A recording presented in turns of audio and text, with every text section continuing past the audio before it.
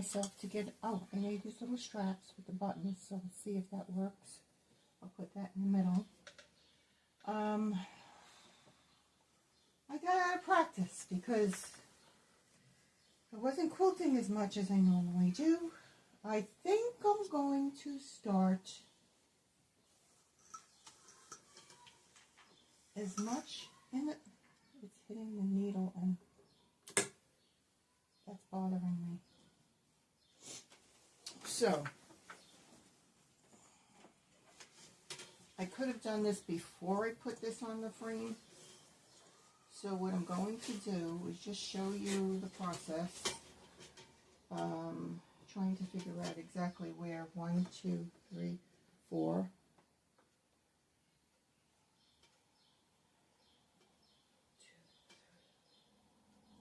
4, 5. Here's my middle approximate. I'm going to go approximately, going to start here. So what I do is, where's the pedal? Ooh, it's been a bunch of follies today. So what I do is drop the needle. Of course the feed dogs are down. And now I could adjust the quilt any way I want to. I'm going to do this. I want to bring the machine over so I could get it to the best spot that I could get it, but beginning in the middle. So again, I made this little extra, and I just put a button on the end to help catch the thing. So let's see, we'll see together if it's going to work. Plus, the clamp will go right over that. So I'm going to push it to the highest point, drop it down just about an inch and an inch in because I don't like it bumping the edge. Hold the quilt where it needs to be. Grab one of the longer clamps, pop it on the back. Oh, oh, oh, oh, oh. Don't catch your threads. This is the part that always gets me a little nervous when I have to put these clamps on. Whew. Okay, there we go. Leave it like that for now. And then come down to the front.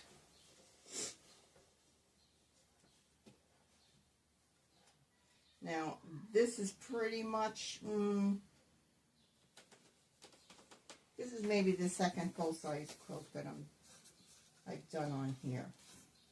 So again, I feel that little elastic underneath. So what I want to do is pull this as tight as I could get it, and as straight. I'm going to try to do this as straight as I can. Oh, get the shorter one. See, I'm showing you this in real time now. For all of you that are pretty been curious and asking, you know why it won't go on? Don't do this. Don't do this. Whew. No wonder why it was so hard. So these are the follies that you might have as well. Pop it on. Now that it's pretty much where I want it, I want this line straight. Then I'm going to turn them in. Turn it in. Turn it in. And then continue with the rest of it. Pop that on. I'm not going to turn it in until I put the one on the front. Again, paying attention to my pattern grid.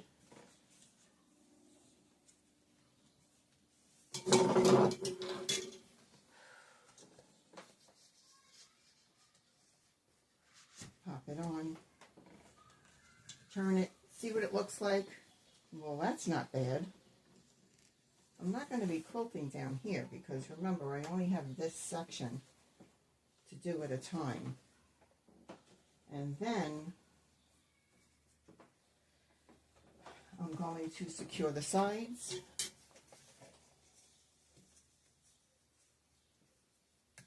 Now here's where it gets tricky because I want to try to catch the fabric, the front of the top. I don't know if I'm going to be able to do it.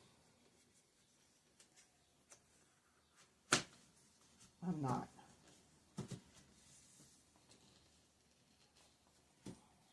But you want me to try it again? I'll try it again. I'll try it again. Got it. There we go. That's pretty much anchored. And now what I want to do is roll this up. Grab my elastic cords that are here. You want to get this as much out of the way of the throat space of your, I want to get it as much out of here as I can. Do that. Oop, popped off. Popped off. That's clamped on. Now let's try my little button. Now look, I just put a button on there. I put it under. Okay, if that holds for the duration of what I'm doing, that's fine. I'll take it. And then I want to roll up the front. And the reason why I really need to roll up the front, even if you don't feel like it's going to interfere. It's going to interfere when you're using your handles. So, scooch it down a little bit. These bottom clamps are not on the rail. These bottom elastics are not on the rail. They're on the frame. So to catch the clamp, you got to kind of go at an angle to catch the clamp. It works, but, and this is a spare one that they give you. And so I keep it in the front in the middle. But sometimes it's going to pop off. It's going to pop off. I could also do this side. You need one more clamp? Here we go. Here we go.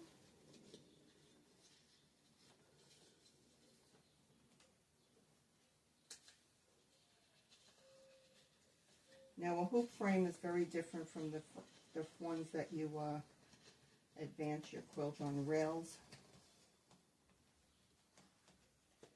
So if you're used to the other one, know that this is different.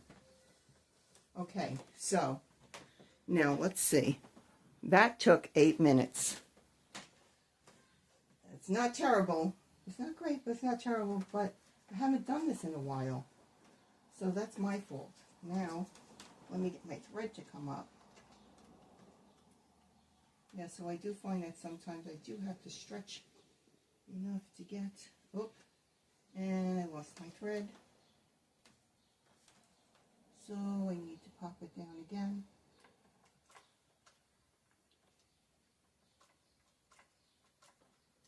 Get my thread to come up. There it goes. That's the tricky part. That's the tricky part. And like you're stretching, and I'm using my abdomen to hold the machine in place. What are you going to do? It is what it is, folks. It is what it is. So I am going to assume, well, let me drop the needle. Hold on. Let me drop the needle. Okay, so that's going to hold my machine where I need it to be held.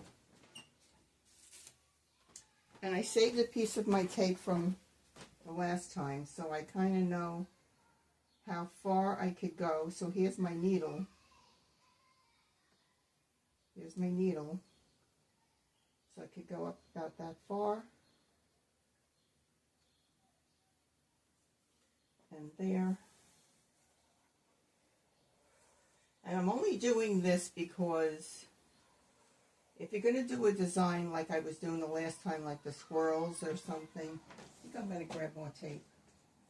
If you're going to do a design like the squirrels, when you get here, you don't want to bump, hit, and you get a flat swirl. So I want to make sure I know where, just how far I could go. So take out another piece of tape. And I know that I have about 6 inches. Just grabbing a ruler. I have about 6 inches from here. So right about here. Right about here. So I'm going to try to pay attention to staying within here, within this line. And we'll see what happens. Now, what design am I going to do? Not 100% sure. I would like to try to do a swirl in here, come out, do a swirl in here. Where would I come out next? At the bottom. Do a swirl here. Yeah.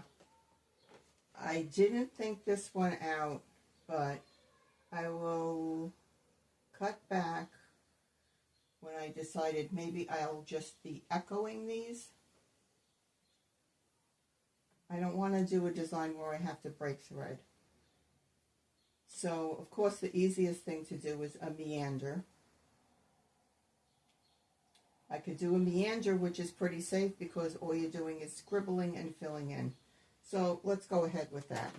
I'm going to go ahead with a meander. I think this quilt could be, will be looking fine with a meander. So, here goes.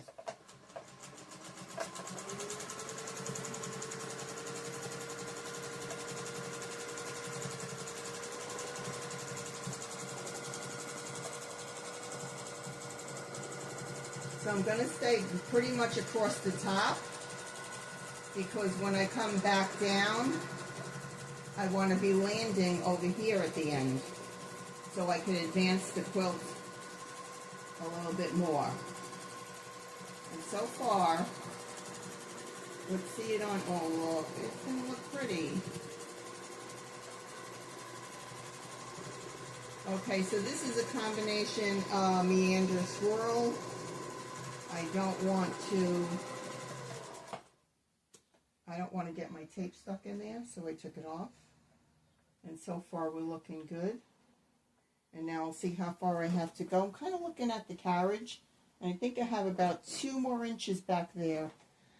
Let me see if I could show you what I'm talking about. You see how the carriage has about 2 inches more before it hits the rail? So I know where to stop my design. So let's see if I could do that successfully. Bring you like this and continue to go. So I'm reminding myself I have about 2 inches. So that's going to be probably to this point, and that's going to be at the end of where I could go. You will end up getting, as you end up getting more and more familiar with your machine and your frame,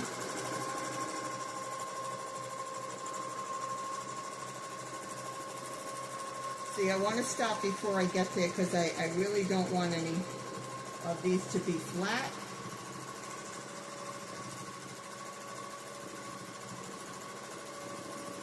I move my machine at a certain pace, and I press my pedal at a certain pace. I would say my pedal is maybe halfway down, so I have better control of my stitches. If you have a stitch regulator, you're going to live a different life.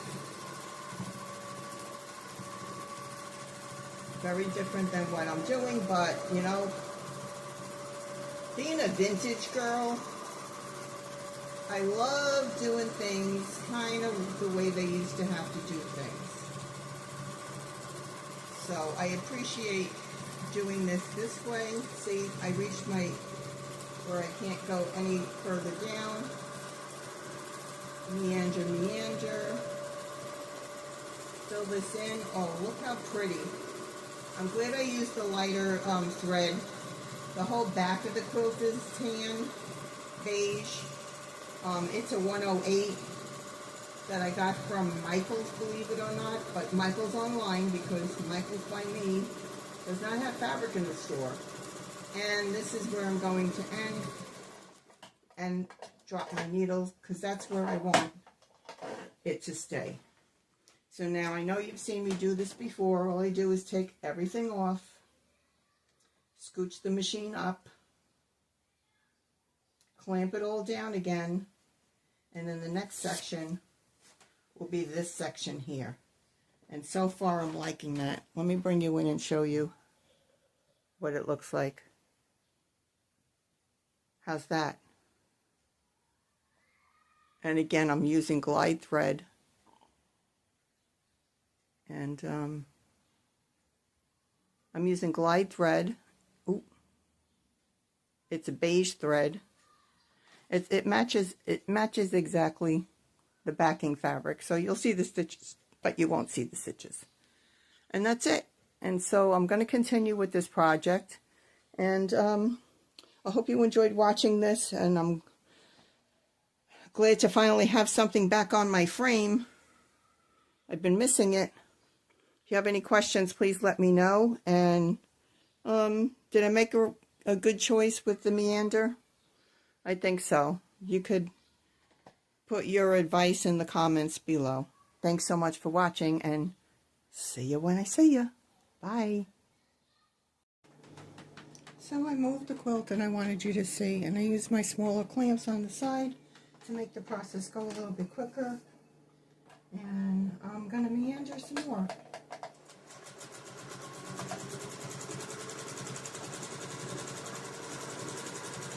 What I like when you advance it is you're not breaking your thread. You can just move the whole machine in the quilt. There's no more guessing of where you're supposed to be. And I'm just driving this train.